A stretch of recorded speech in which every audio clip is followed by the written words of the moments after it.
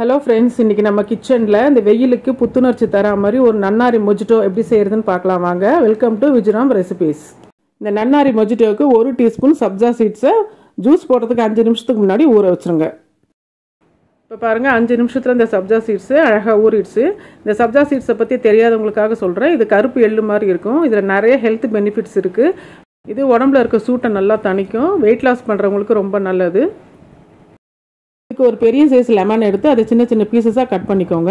இந்த சர்பத்துக்கு நான் ரெடிமேட் ஜனதா நன்னாரி சிரப் எடுத்திருக்கேன். நீங்கள் எந்த பிராண்ட் வேணால் எடுத்துக்கலாம்.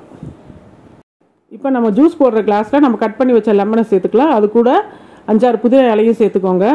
இப்போ ஒரு சப்பாத்தி கட்டையை வச்சு அந்த லெமனையும் புதினாவையும் ஜென்டிலாக க்ரஷ் பண்ணுங்கள்.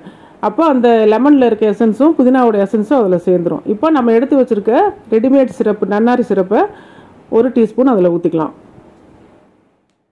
நான் சின்ன கிளாஸில் போடுறதுனால 1 டீஸ்பூன் ஊற்றிருக்கேன். நீங்கள் எவ்வளோ ஜூஸ் போடுறீங்களோ அந்த குவான்டிட்டிக்கு தகுந்த மாதிரி நீங்கள் சிரப் ஊற்றிக்கலாம். இப்போ மிச்சம் இருக்க 1/2 லெமன் எடுத்து அந்த ஜூஸ் கிளாஸில் பிழிஞ்சு விட்டுக்கலாம். இப்போ நம்ம சுகரை நல்லா பவுட்ரு பண்ணி வச்சுருக்கோம். அதை 1 டீஸ்பூன் சேர்த்துக்கோங்க. இப்போ நம்ம போட்ட எல்லாத்தையும் நல்லா மிக்ஸ் பண்ணிடலாம். இப்போ நம்ம ஊற வச்சுருக்க சப்ஜா சீட்ஸை 1 டீஸ்பூன் சேர்த்துக்கோங்க. இந்த நன்னாரி சிரப்பே ஸ்வீட்டாக தான் இருக்கும். அதனால் சுகரை நீங்கள் பார்த்து சேர்த்துக்கோங்க. இப்போ நம்ம க்ரஷ் பண்ணி வச்சுருக்க ஐஸ் க்யூப்ஸ் எடுத்து அதில் சேர்த்துடலாம்.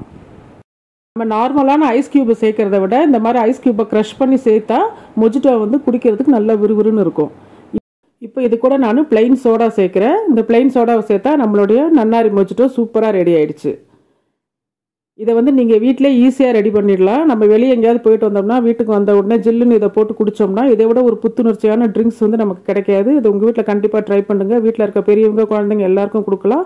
இந்த வீடியோ உங்களுக்கு பிடிச்சிருந்தா லைக் பண்ணுங்கள், ஷேர் பண்ணுங்கள். விஜிராம் ரெசிபீஸ்க்கு சப்ஸ்கிரைப் பண்ணுங்கள்.